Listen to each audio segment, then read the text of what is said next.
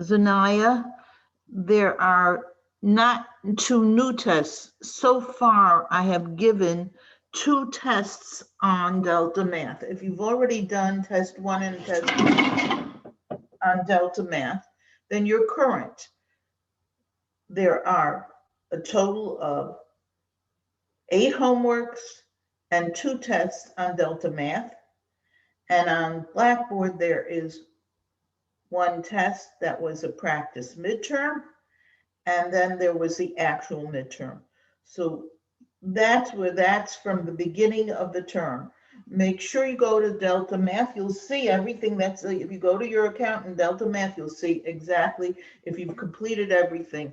Before the end of the term, make sure everything is completed. Again, I'm willing to give extensions, but you have to let me know that you need an extension. Is that clear? Zanaya, was that okay? Yes, thank you. Okay, so let's look at this problem, and then we'll go on to the next thing that we're going to be doing. After there's just this and one more topic, and then we finish chapter 5. We're going to be going on to chapter 6 as well. So if we recall what we said we're going to do with this is when we have a monomial, which is several terms, divided by a monomial, negative 2x squared y is a single term because everything is connected by multiplication. We just separate it and we put the 8x cubed y fifth over the negative 2x squared y. Then we do the negative 16x squared y squared over the negative 2x squared y. And finally, we do the 4x fourth y cubed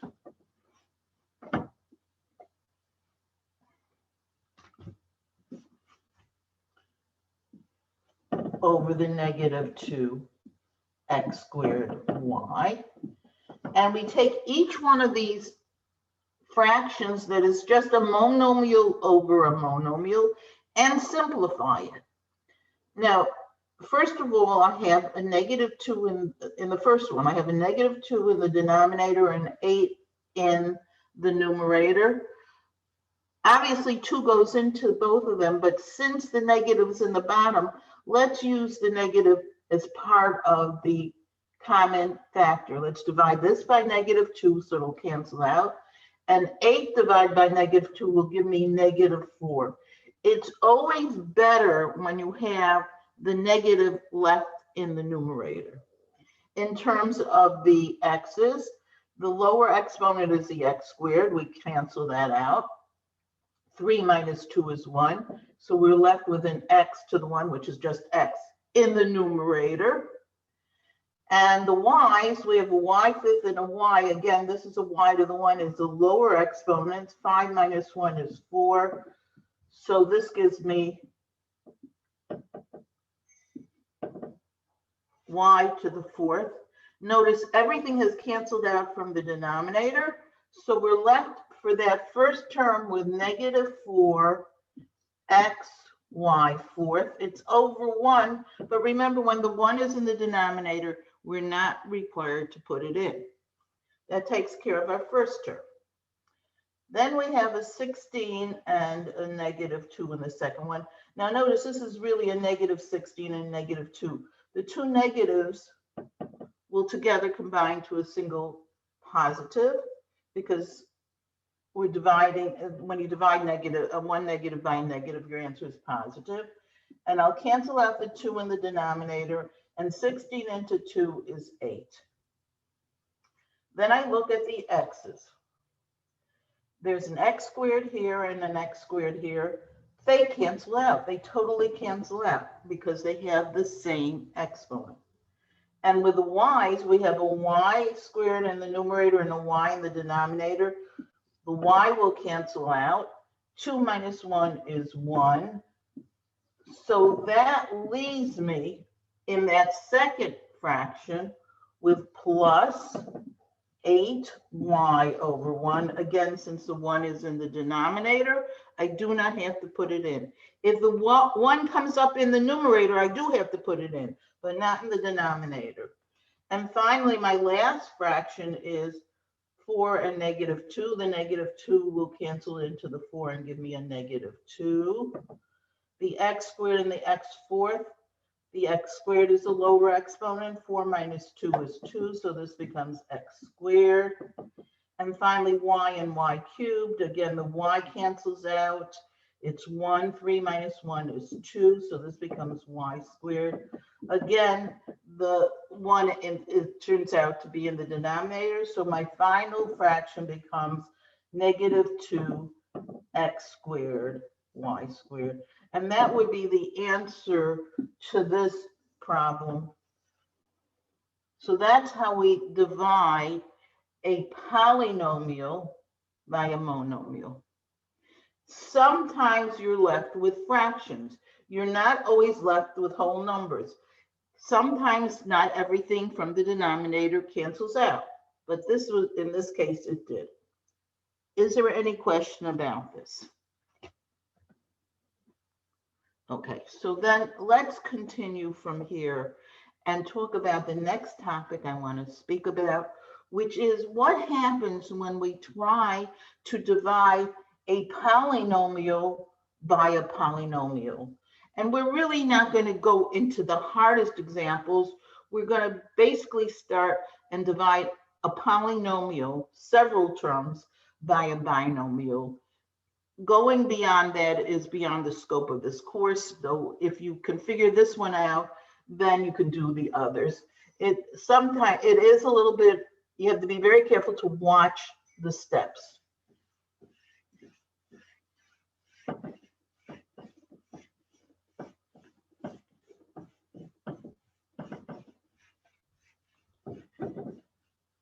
Now, in order to do this, what I'm going to do is I'm going to remind you how to do long division, because basically that's what we're going to be doing. We're going to be doing long division. So let's remember how in elementary school you learned how to do long division. Suppose you're dividing 25 into 4,628. I know nowadays all you do is take out your calculators and you do it with your calculators. But I want to remind you of the steps that are involved in long division, because those steps are going to be used in long division of polynomials. Now, remember what you do. You take your 25 and you try to divide it into the 4628. But it's too hard to divide into a whole thing, so you do it in steps. Instead of doing 25 into, you just divide the 25 into the 46. You divide the first 2 digits into the first 2 digits. Now 25 goes into 46 one time. Now remember, you have to be very careful when you're doing this division to make sure you line up the numbers on top properly. So I put the one not on top of the 4, but on top of the 6, because I'm dividing the 25 into 46. I then take the number that I put on top. Let me just write the steps over here. So the first thing is to divide. The second step is take the number you put on top and multiply it by your divisor. Your divisor is 25. You're going to do 1 times 25. So now we're multiplying. I'll use a dot. And what you do after that is you subtract. Now, this is regular subtraction. If there were x's and y's, we'd have to do the subtraction of sign numbers. But this is regular for subtraction. I'm going to subtract 6 minus 5 will give me 1. 4 minus 2 is 2. I'm left with a remainder of 21. I always should look, is this remainder bigger than the original divisor? If it is, that means I could have divided another number. So always check that. Once you subtract it, okay, so here's the minus. The next step is to bring down the next number. I'll just write bring down. So the next number to bring down is 2. So I now have 212. And I start the process all over again. I now take my divisor 25 and divide it into the 212. So I'm back to divide.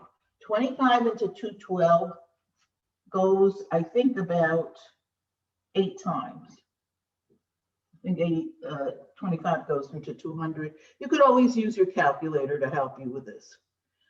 Okay, what do I do now? I take the number that I just put on top, the 8, and multiply by it. 8 times 5 is 40. 8 times 2 is 16. 16 plus 4 is 200. And after I divide it and multiply, then I subtract. So we're doing this, divide, multiply, subtract. So subtracting, I get 12. And I bring down the next number, which is 8. And I start the process again. 25 into 128. I think it goes about 5 times.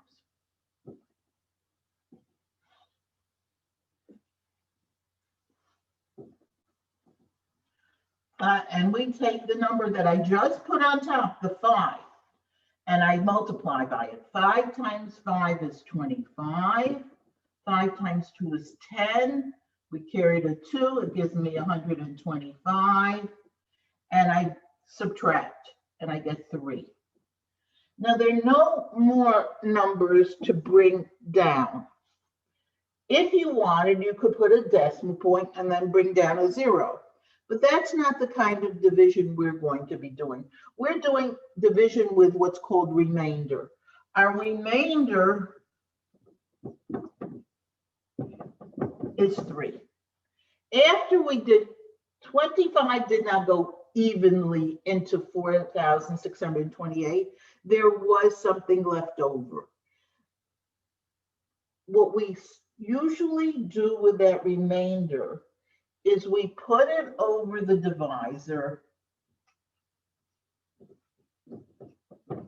and write our answer as 185 and 3 over 25. In other words, my answer is the 185 plus the remainder of 3 over 25. When we write it as an answer, we can write 185 and 3/25. We know when we have a fraction next to a whole number, it means that they're being added together. And that's how we do long division. Okay, let's see how this applies to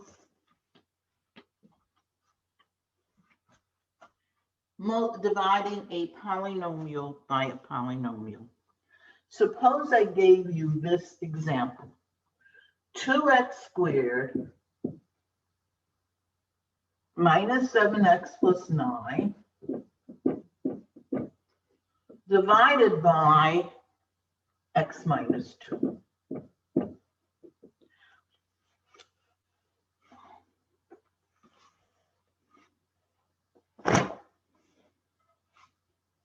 Okay, we have a polynomial. It actually is a trinomial that's being divided by a binomial. So it's not like what we had before where my denominator was a monomial. we have a binomial, and we have to do this using long division. So we set it up like we did before as a division problem. We put the x minus 2 on the outside, and on the inside we put 2x squared minus 7x plus 9.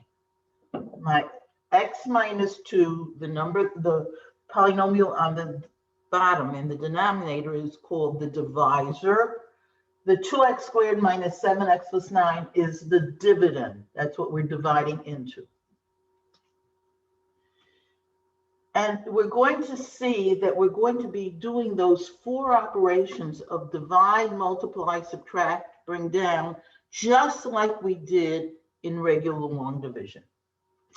We're first going to divide the x minus 2 into this 2x squared minus 7x plus 9. But it's very hard to divide by a binomial. So what we're going to do is we're just going to take the x part. We're just going to take the first term of this divisor and divide by it. In other words, I'm going to take this x, which is really a 1x, and divide it into the first term, the 2x squared. So 1 divides into 2 gives me 2, and x into x squared gives me x.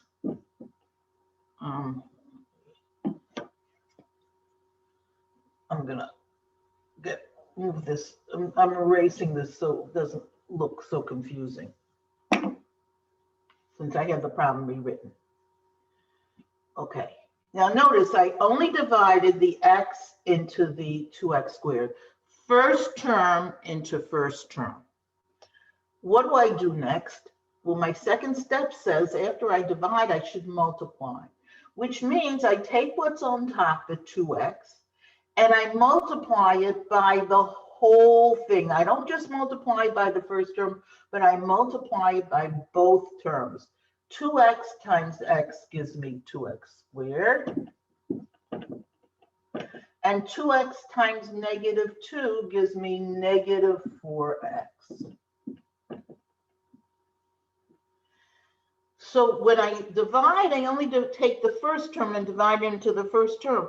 But when I multiply, when I have something on top and I multiply it by the whole divisor. Okay, my third step says to subtract. So remember how we subtract. This is subtraction that's in algebra. And the easiest way to do subtraction in algebra is to use the law of signs. Notice this over here is a positive sign. If there's no sign in front of an expression, it's positive. And this is a negative sign. In algebra, when we use sign numbers, the first step in subtracting is to change the signs. So I'm going to make this positive 2x squared into a negative 2x squared. And I'm going to make this negative 4x into a positive 4x. When we subtract, we change signs. And now I just have 2x squared minus 2x squared, which cancels out. And then I have negative 7x plus 4x, which gives me negative 3x. So when you're doing that subtraction, the easiest way to do it is to change your signs and then just combine. That for sure will give it to you right, rather than trying to think, oh, I have to do negative 7x minus negative 4. Now, of course, you could do that on your calculator, but it's easier just to take that negative 4x, make it positive, and then all you have to do is combine the negative 7 and the positive 4. After we subtracted, our next step was to bring down the next term. So I'm bringing down the next term, which is plus 9. And I start the process again. I take the x, which is 1x, and divide it into the negative 3x. So 1 divides into negative 3 gives me negative 3. The x into x cancels out. In other words, x goes into negative 3x negative 3 times. Once I've done my division, I now multiply. What did I just put on top? I put a -3. So I have to multiply the -3 by the whole x minus 2. -3 times x is -3x. -3 times -2 is +6. And now I want to subtract. Well, I'm going to do my method of subtraction by changing the sign. This is a -3x, I'm going to make it positive. This is a +6, I'm going to make it negative. I change the signs. And now I combine -3x plus 3x cancels out, plus 9 and -6 gives me +3. And there's nothing more to bring down. We finished. This is my remainder. My remainder is 3. And just like we did over there, what we do is we take that remainder, which is 3, and put it over the divisor, and we get +3 over x minus 2. In other words, my answer comes out to be 2x minus 3 plus 3 over x minus 2. Notice with the remainder over here, we just put it next to the number, because when we have two numbers next to each other, a number and a fraction next to each other, it means really that we're adding those two things. But if I would just put this without a plus sign in between it, it would look like I'm multiplying, because in algebra, when you have two algebraic expressions right next to each other, it means to multiply them. So it's very important that you put in this plus sign. Just like here, it really wasn't necessary, but we could. Here it is absolutely necessary. And that's how we divide a polynomial by a polynomial. One thing that I didn't mention, but I want to stress, is that when you set up your problems, make sure what you're dividing into is in what we call descending order. It's very important to have all the terms in the proper order so that when you start multiplying, things line up properly. I think I'd like to do another example. Does anybody have a question before I try another example?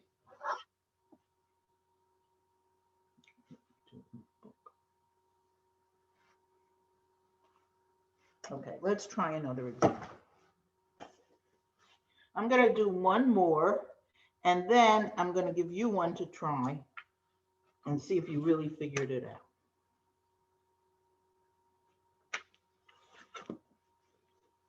Okay.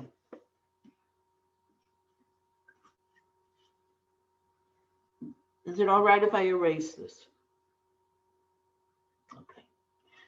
Notice I'm going to leave that on because it has the steps that we need.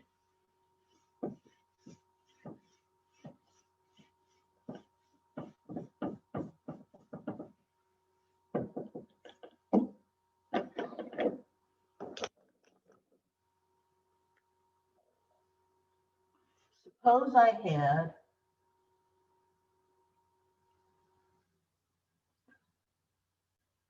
-6x minus 11 plus 4x cubed. There's my polynomial. And I want to divide it by 2x minus 4. Again, sometimes we write our examples as fractions, where we put the divisor in the numerator and the dividend in the numerator, what we're dividing into, and the divisor in the denominator. Or sometimes we use our division symbol. But again, what we're doing is we're dividing a polynomial, this happens to be 3 terms, by a binomial. And my divisor is 2x minus 4. That's what we're dividing by. So that's going to go on the outside. And on the inside, we're going to put the polynomial. But if you notice, this polynomial is not in descending order. Descending order means you go from the highest exponent to the next highest exponent to the next highest exponent. And if I look at it, my highest exponent is not at the beginning. My highest exponent is 4x cubed. So I'm going to put my 4x cubed first. Now, once I have 4x cubed as my highest term, the degree of this polynomial is 3. Remember, the degree is the highest exponent. I then think, well, after an x cubed term, an x to the third term, the next thing I should see is an x squared term.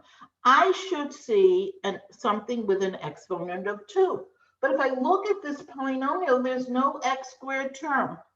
But for this purposes, for when we're doing long division, it's not only important to have our terms in descending order, we have to account for any term that might be missing. What we're missing, I'm going to write it in red because it's not there, is 0x squared. Obviously, 0x squared is 0 and it's not meaningful. What it really is a space maintainer. It's like if somebody pulls your tooth and they don't want the space to go away, they want to be able to fill it later on, they put a space maintainer. This is a space maintainer. It's keeping the space open for the x squared terms. The next thing I should see after an x squared term is an x term. Well, there is an x term. There's a negative 6x. And the last thing we should see is just a plain number. There is a plain number, a number without any x, just a constant, negative 11. If any one is missing, we put a 0 in place of it. You could have just written this as 0 instead of a 0x squared. I put 0x because 0 times anything is 0. But I just put 0x squared to remind myself this is the x squared space. Once I've done that, I now start my division. And again, like before, I just take my first term and divide by the first term. 2x into 4x cubed. So 2 into 4 gives me 2. And x into x cubed, remember when we're dividing, we're subtracting their exponents. 3 minus 1 is 2. This is 2x squared. So we put the 2x squared on top. And then after we did the division, remember we're only dividing by the first term into the first term. We now multiply, but we multiply by what we put on top by the whole expression. So 2x squared times 2x is 4x to the third. And 2x squared times negative 4 is negative 8x squared. And now you see the point of this 0x squared. I needed a place to put an x squared term.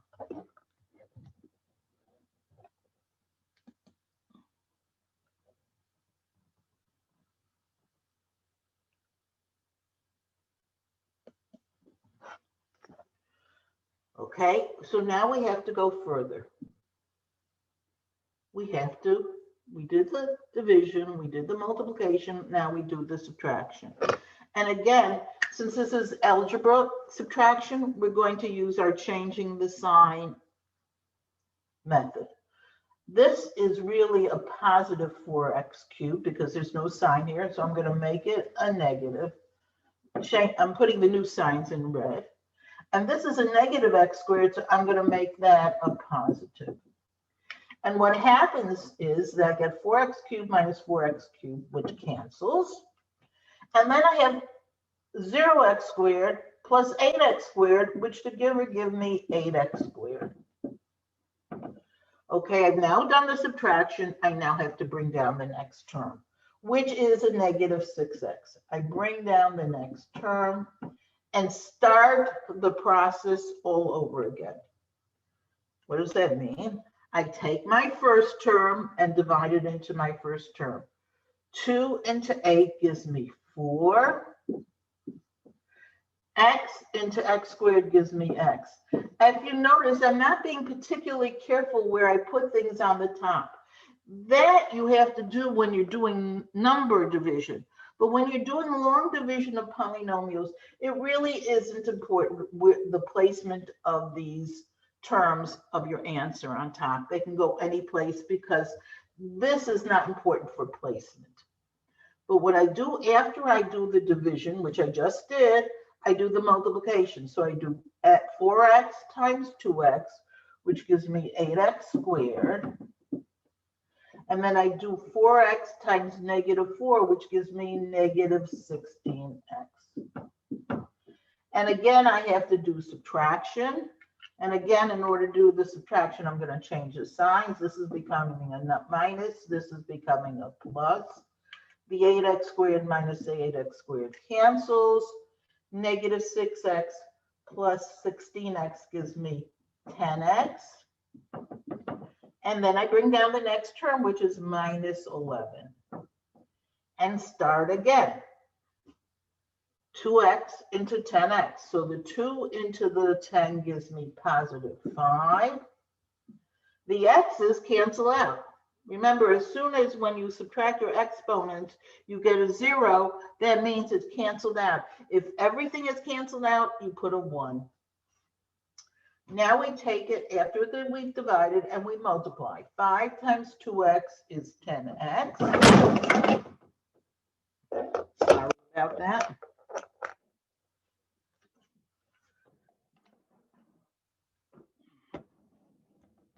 Second to readjust this.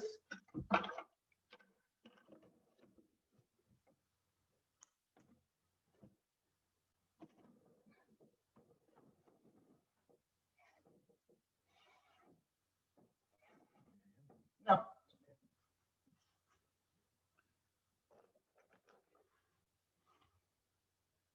Okay, so now we have 5 times 2x is 10x. And 5 times -4 is -20. And again, we have to subtract, so we change our signs. This becomes a negative. This becomes a positive. The 10x's cancel out. We have -11 plus 20, which gives me +9. It's possible to have a negative number as a remainder as well. But here, this is my remainder. My remainder is 9. So my answer comes out to be 2x squared plus 4x plus 5. Let me just put a line here. Plus the 9 over the divisor 2x minus 4. This is how you would write your answer as a polynomial with a remainder. Again, sometimes they just ask you what is the remainder. Sometimes you just ask what is the quotient. The quotient is 2x squared plus 4x plus 5 plus 9 over 2x minus 4. That's your remainder. So that's how you do long division.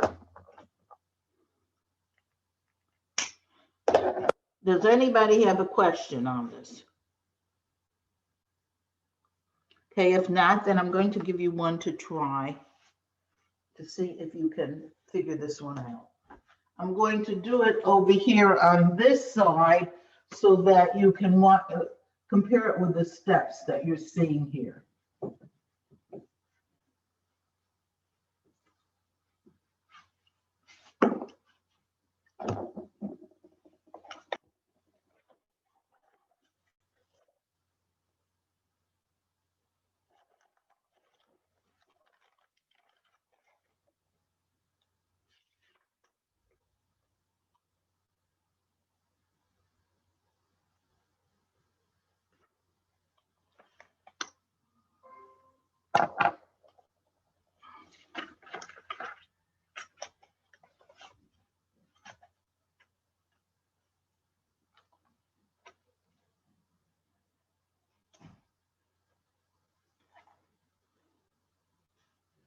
Okay, so suppose I give you this example.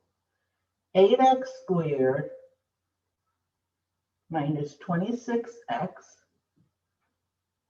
minus 9 divide by 2x minus 7. Again, this is a division problem.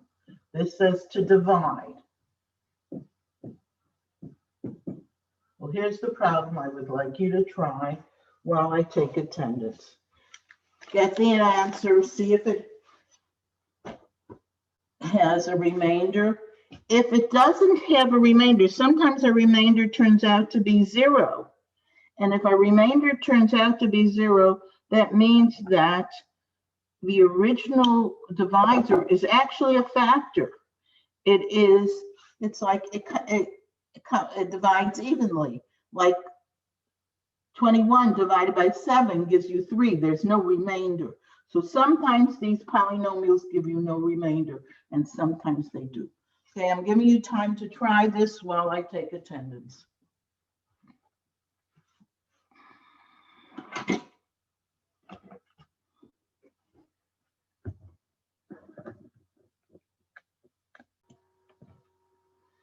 So we rewrite this whenever we have a polynomial divided by a polynomial. We write it as a long division by putting the 2x minus 7 on the outside. And on the inside, we're going to put the 8x squared minus 26x minus 9. Okay, so now I'm going to erase what's over here because it's just taking up space. So we rewrite it. Notice I should have thought, are my terms in descending order? But I noticed that they are.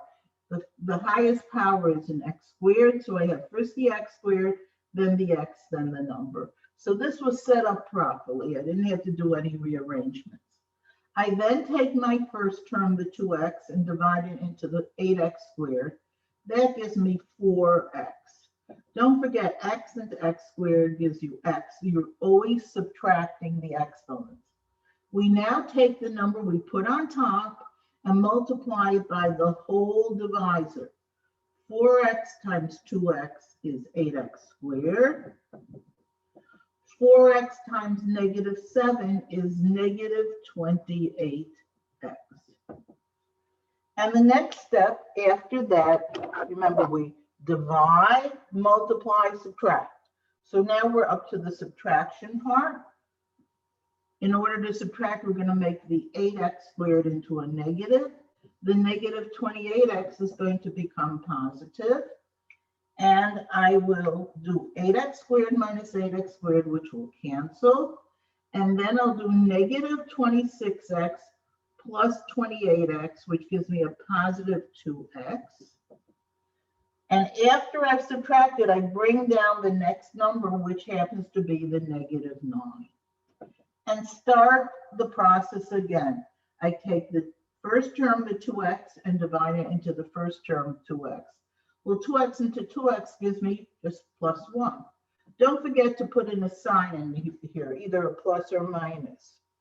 Okay, 1 times 2x, now I'm multiplying, is 2x. 1 times negative 7 is negative 7. And now, remember, divide, multiply, subtract. We're up to the subtraction part. So this is going to become a negative because there's no sign there. It means it's positive. And this is going to become a positive. And I'll do 2x minus 2x, and that'll cancel out. And then I'll do negative 9 plus 7, which will give me negative 2. So I end up with a remainder of negative 2. And therefore, I can write my answer as 4x plus 1 minus 2 over 2x minus 7. How many people were able to do that?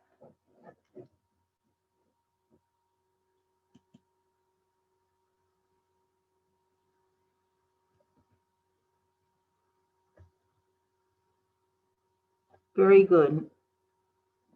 Very good. Okay, right, good.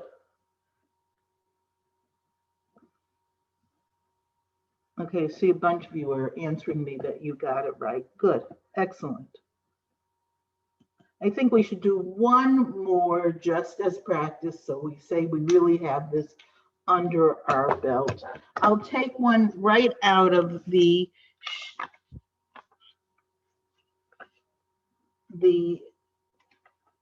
chapter 5 sheet. There actually are, okay, so let's do this one.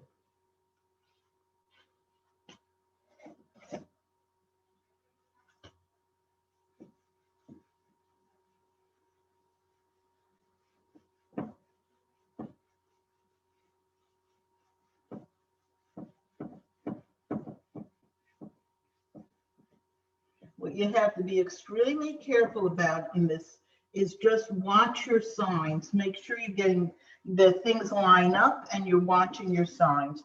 This happens to be example number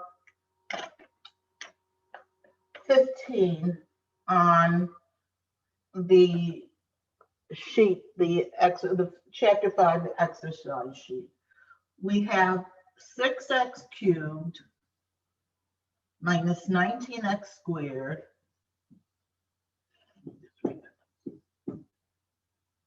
plus 19x minus 2, and I'm dividing it by 2x minus 3. Make sure everything's arranged properly and then work it out. I'm giving you time to work this out.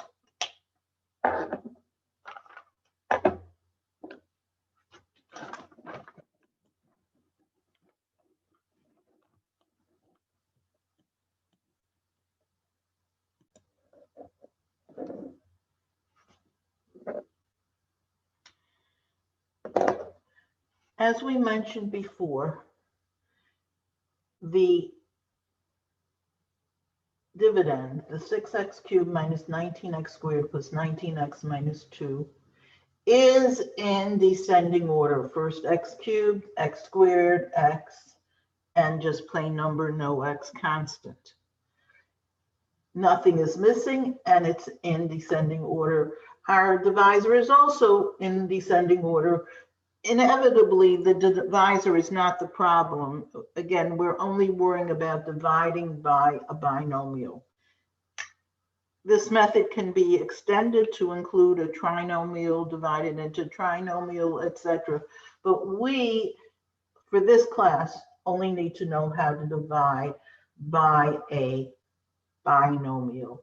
Again, what we do is we take our first term, which is the 2x, and divide it into the first term. So 2 divides into 6 and gives me 3. And x into x cubed, remember we're subtracting exponents. Exponent 3 minus exponent 1 gives me x squared, exponent 2. We then take what we put on top, the 3x squared, and multiply it by each term of my divisor. 3x squared times 2x is 6x to the third. And 3x squared times negative 3 gives me negative 9x squared. And now I'm going to subtract. Remember, divide, multiply, subtract. Divide, multiply, subtract. So, and again, I'm going to be careful and I'm going to change my signs to make sure I don't make any mistakes that way. And I'll get 6x cubed minus 6x cubed, which cancels out, and negative 19x squared plus 9x squared, which gives us negative 10x squared. And now, once after I subtract, I bring the next term down, which is the plus 19x. And start my process all over again. I take my first term, the 2x, and divide it into the negative 10x squared. So 2 into negative 10 gives me negative 5. And the x into x squared, remember now we're subtracting our exponents. Exponent 2 minus exponent 1 gives me x to the 1, which is just x. And I take what I just put on top, that negative 5x, and remember to include the negative, and multiply it by the divisor. So negative 5x times 2x gives me negative 10x squared. And negative 5x times negative 3 gives me positive 15x. And now I'm going to do my subtraction, which means I have to change my signs. This is negative, so it's going to become positive. This is positive, so this is going to become negative. And I do negative 10x squared plus positive 10x squared, and that cancels. And positive 19x minus 15x gives us positive 4x. And I bring down the negative 2 and continue with the division. First term 2x into 4x. So the 2 into the 4 gives me 2. The x's cancel out. Don't forget if both the number and the letter cancel out. In other words, let's say this would have been a 2x. 2x into 2x gives me 1. I'd have to put a 1. Don't leave it blank. You're doing division, and when things cancel out, you're left with a 1. I now take what I put on top, the 2, and multiply it by the 2x minus 3. 2 times 2x is 4x. 2 times negative 3 is negative 6. And again, I subtract by changing my signs. This will become a negative 4x. This will become a positive 6. And the 4x minus the 4x cancel. And negative 2 plus 6 gives me positive 4. This is my remainder. My remainder is 4. So my answer comes out to be, here's my answer, 3x squared minus 5x plus 2 plus my remainder, which is 4 over the 2x minus 3. Again, you could say it separately. My quotient is 3x squared minus 5x plus 2, and my remainder is 4. You can put it either in this fashion or write it as a remainder. I think, unless somebody has a question about this, I think we've covered division of polynomials. And therefore, we can start on chapter 6. Once we finish chapter 6, I will give you a test on chapters 5 and 6. Now, what is chapter 6 about? Chapter 6 is about exponents, which we started talking about already, and radicals, square roots. Before we actually get into chapter 6, I want to do a little bit of a review and a step forward in our study of exponents. So let's erase this, and let's work on this next chapter.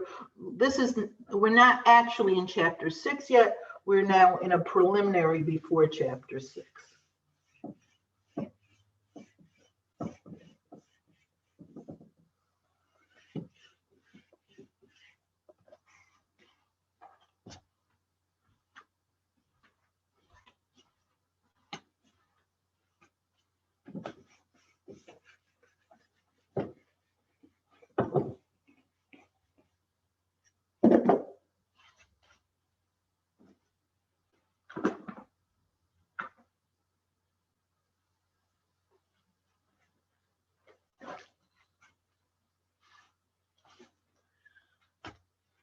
Now, we already reviewed or spoke about exponents and the operations that we do with exponents,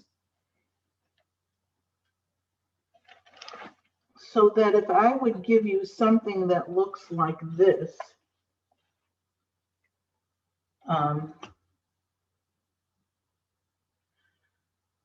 let's say I had 3x squared. It's not working today.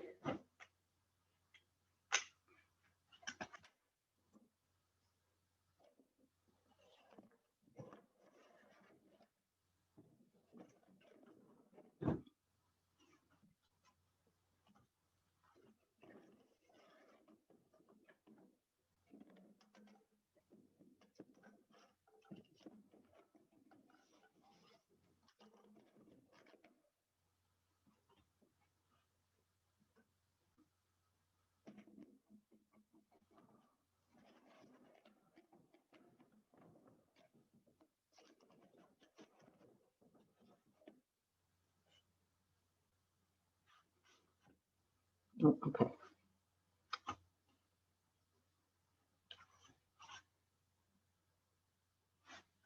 Suppose I have this example, 3x squared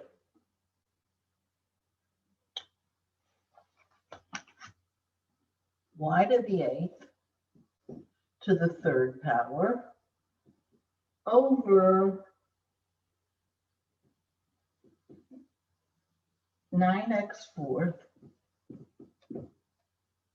y to the 3rd to the 2nd power.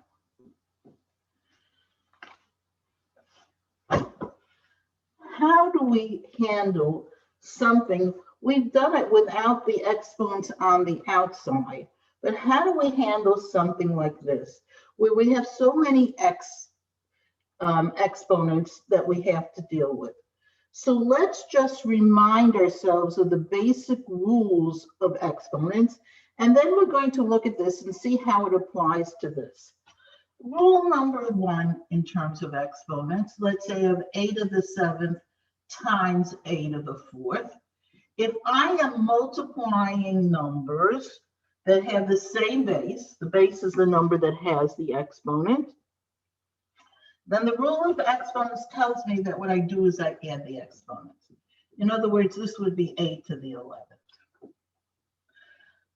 That's rule number 1. Rule number 2 has to do with division. Let's say I had a to the 7 divided by a to the 4th. And if you recall, what I told you is we're really canceling out. What we're doing is we're dividing the top and the bottom by a to the 4th. We cancel out the one with the lower exponent, which is the a to the 4th. And in division, we know we subtract our exponent, so 7 minus 4 gives me 3. The a to the 3 is on top. The 1 is on the bottom. In other words, when you're dividing, you're subtracting exponents.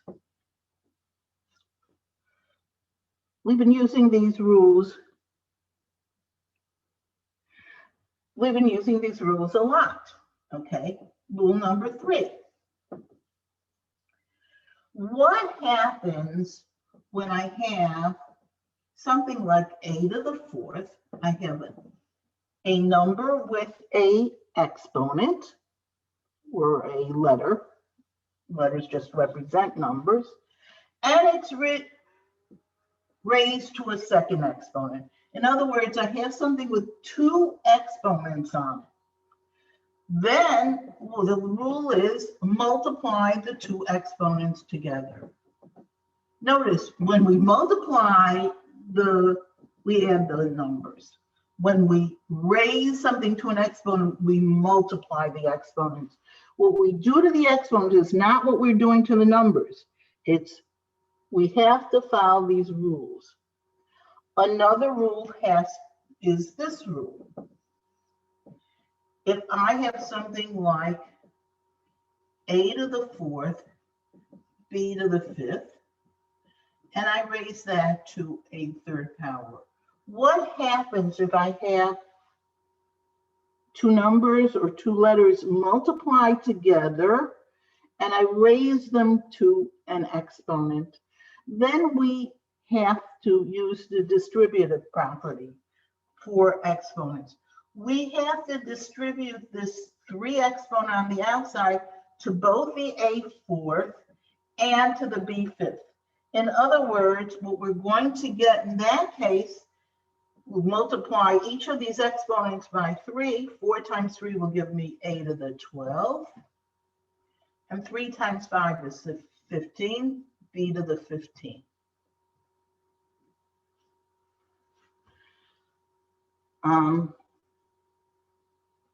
There is also an important rule that you should keep in mind, that if anything has a 0 exponent, then that gives me the number 1.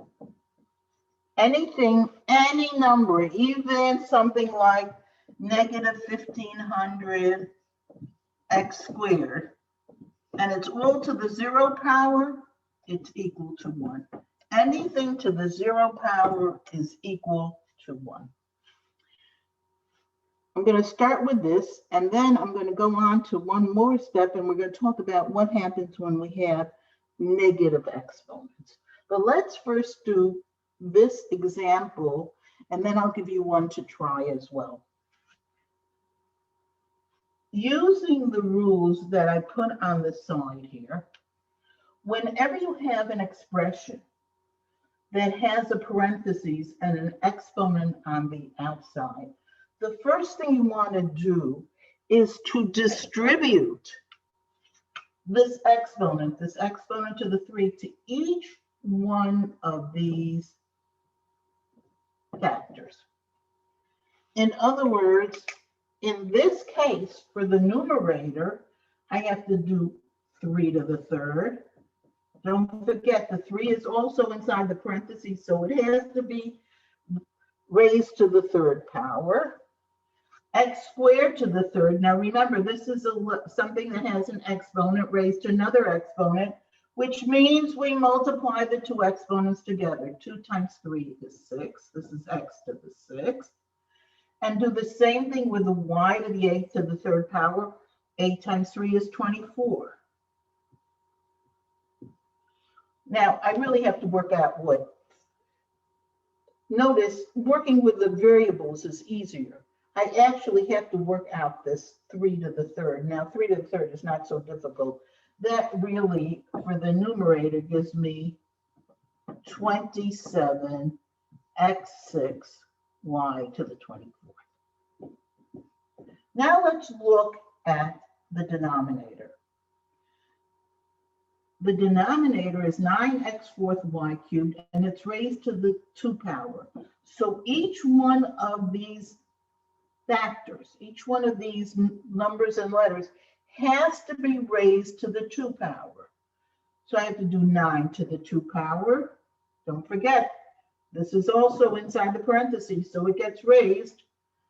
4 is x to the 4th to the 2 power. Now these are 2 exponents. I multiply them, gives me x to the 8th. And then I do y cubed to the 2 power, which gives me y6.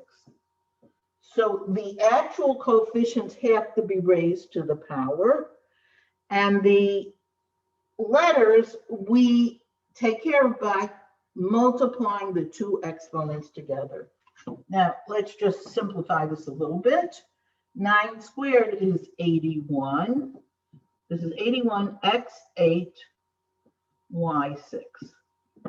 So step 1 in this example would be to remove the parentheses by distributing the exponent that's on the outside to each one of the numbers and letters on the inside. What's our next step? Our next step is to reduce this fraction. And we've done this before, but let's remind ourselves. First of all, I take the coefficients. What number goes into both 27 and 81? And I think 27 does. I'll check that by taking my calculator, but I think 81 is divisible by 27. And it is, it gives me 3. So I can cancel out the 27 on the top And 81 divided by 27 gives me 3. Notice the 3 is in the denominator because the larger number, you always put the number where the larger number was. The 27 totally canceled out. I'm left with a 3 in the denominator. Then I look at the x's. There's an x6 and an x8. So obviously the one with the lower exponent is the x6, so that gets canceled out. 8 minus 6 is 2, so I get x squared. Notice the x squared is also in the denominator because that's where the higher exponent was. You cancel out the lower exponent and you subtract that exponent from the larger one and make sure it stays where the larger exponent was. Now I have an y to the 24 and a y to the 6. So the lower exponent is the y to the 6. That gets canceled out. And 24 minus 6 is 18. So I get y to the 18. Notice the y to the 18 is in the numerator because that's where the larger exponent is. And if I look what I'm left with, on the top I'm left with a y to the 18. And in the denominator, I'm left with 3x squared. And that would be this answer in its simplest form. Notice we've used our rules for exponents. Can I now give you one to try like this? Okay. I'm going to erase the rules. I hope you wrote them down so I can give you a problem.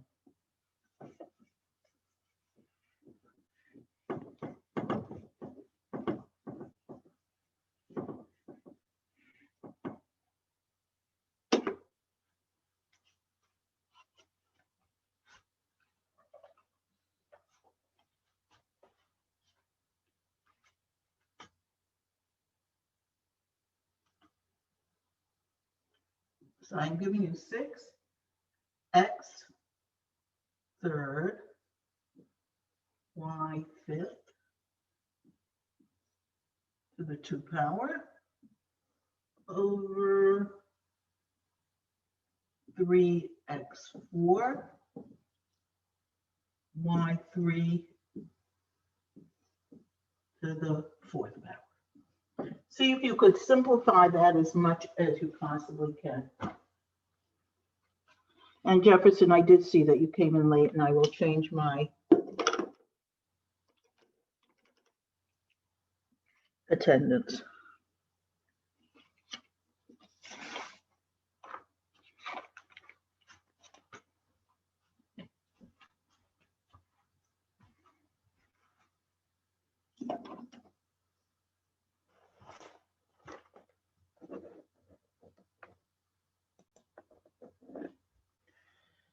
Again, like we did before, we're going to first deal with the parentheses and the exponent on the outside of the parentheses. We're going to distribute this exponent of 2 to each one of these numbers and letters that are inside the parentheses. So that'll give me 6 to the 2. X cubed to the 2, which I can do very quickly, that's x to the 6, because I know when I have 2 exponents, I just multiply them together, and y to the 5th. I'm sorry, and y to the 10th, because 5 times 2 is 10. And in the denominator, I will get 3 to the 4th power times x fourth to the 4th power would give me x to the 16. And y cubed to the 4th power will give me y 12th because I'm multiplying the exponents together. Now again, the most work is with the actual numbers. 6 squared is 36. So this becomes 36x6y 10. And 3 to the 4th, we had it before. 3 to the 4th, I think, is 81. X16, Y12. Okay, so let's see. I think we can divide the numerator and denominator both by 9. 9 into 36 will give me 4. 9 into 81 will give me 9. And then we'll deal with the variables. The x to the 6 will cancel out, and we'll do 16 minus 6, and I'll be left with x to the 10th in the denominator. The y to the 12 and the y to the 10 will cancel out the y to the 10. And 12 minus 10 is 2, so I'll be left with y squared in the denominator. Now, it turns out not everything canceled out from the numerator. I was left with a 4. If not, I would have had to put a 1 there. And my denominator is 9x 10th y squared. And that's how we would do this problem, where we have all these different exponents that we're dealing with. I'd like to go a step further on this and talk about something called a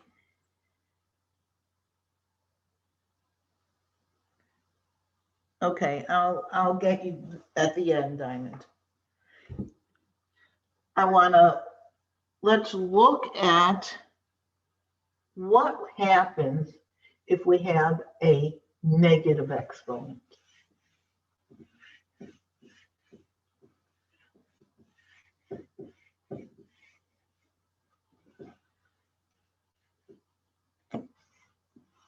So let's say I have something like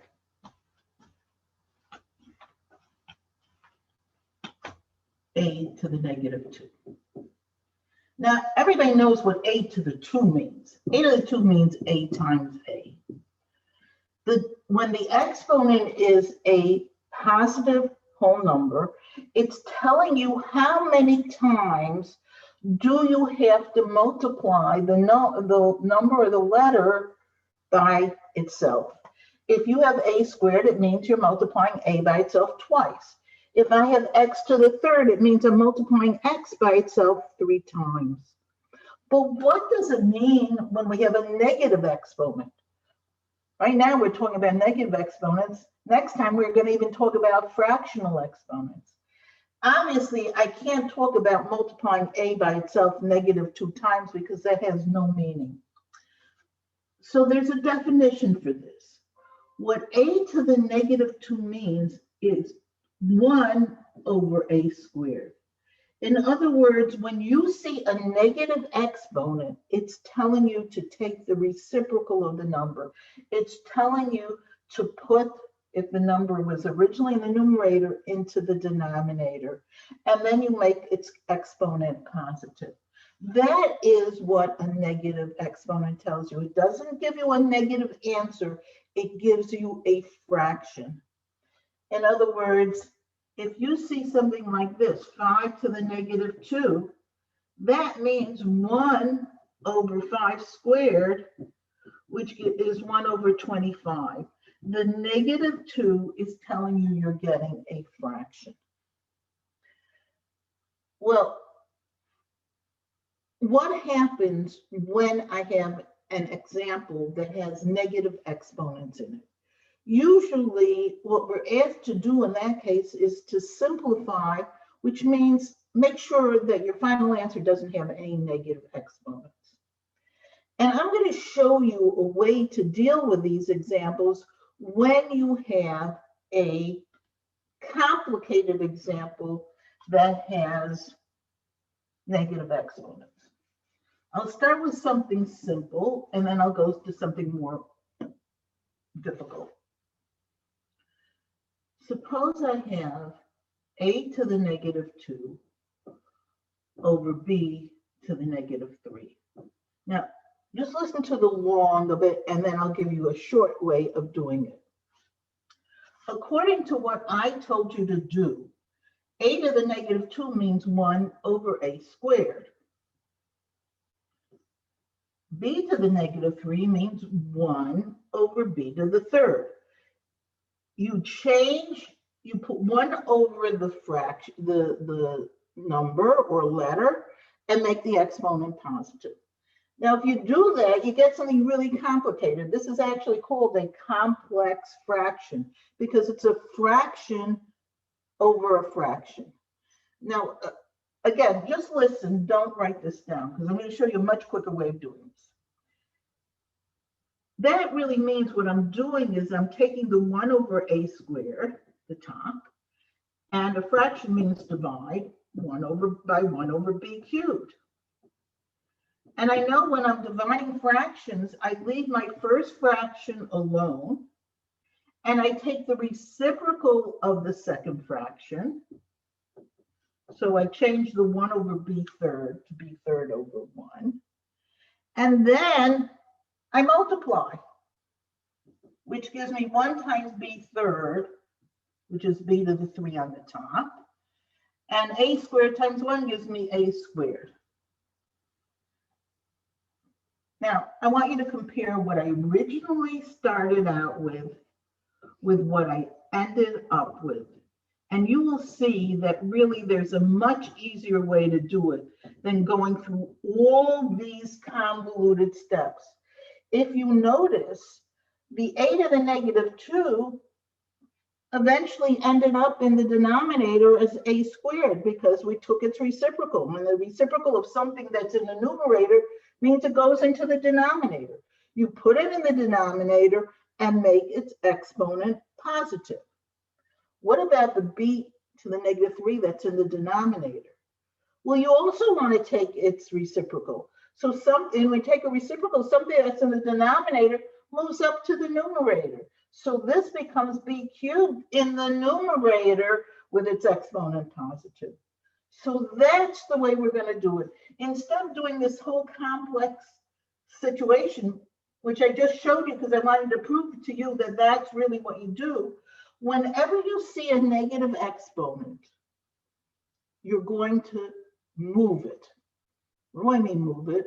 If you see it's in a numerator, put it in the denominator. If you see it's in the denominator, put it in the numerator.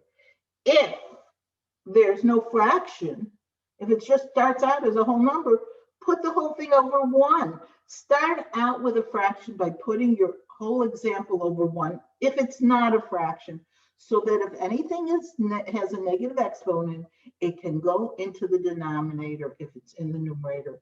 And if it's in the denominator, it could go up to the numerator.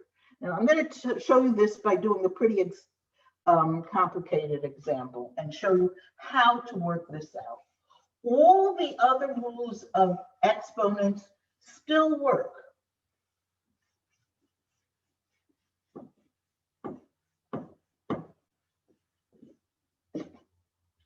So let's say I gave you a problem like this.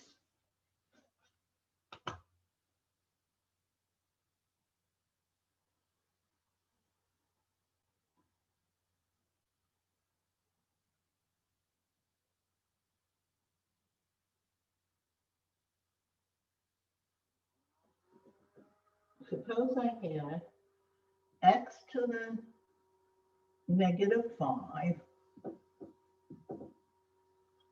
y squared over x to the negative 3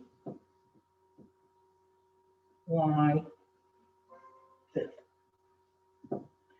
all raised to the negative 2 exponent.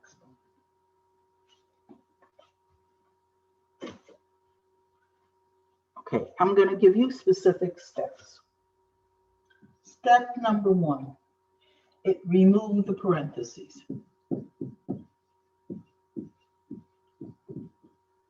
That's always going to be your first step. If there are parentheses, remove them.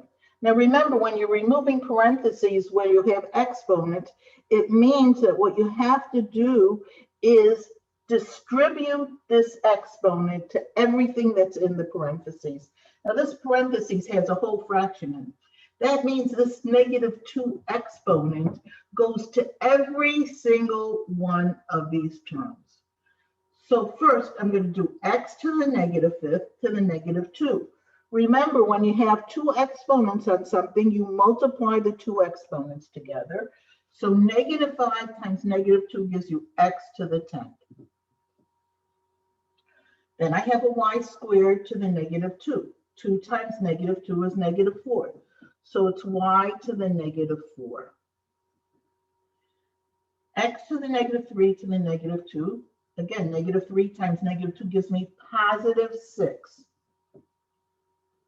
And finally, y 5 to the -2, 5 times -2 is -10.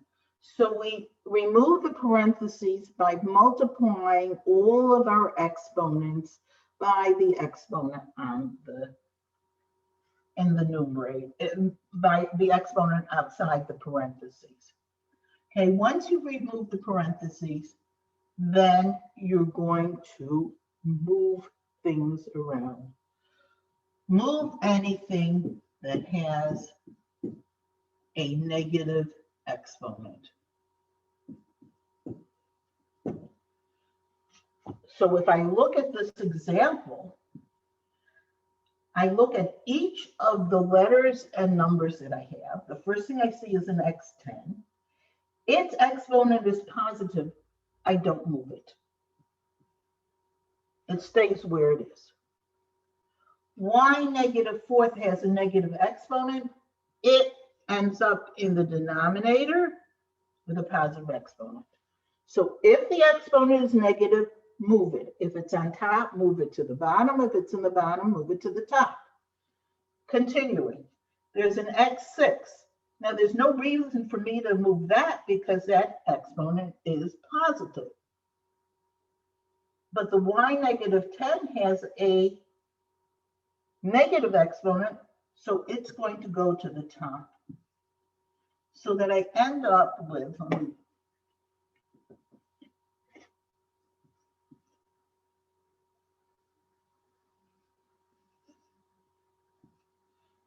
x10, y10 on the top, and x6, y4 on the bottom. So now I only have positive exponents.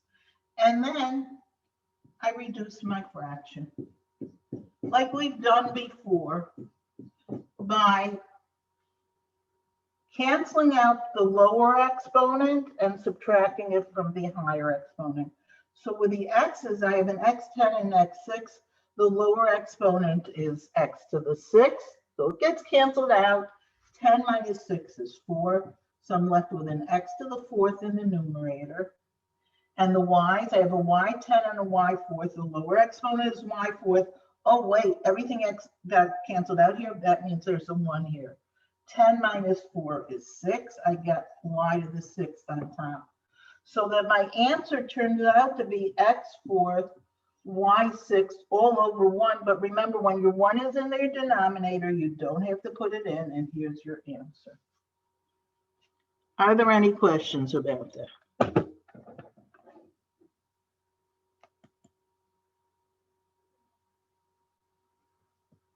Okay, so let's see if I can give you, oh, you know what? Let's leave this for now.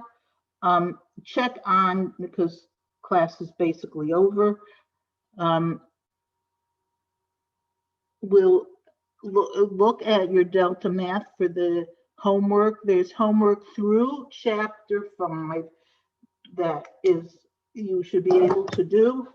And we will continue with our discussion. We're really going to be starting with chapter 6 on Tuesday. Any questions? Okay, Jefferson and Diamond, I'm changing your attendance. Everybody else have a good weekend. If there are no questions, I'm going to end this session.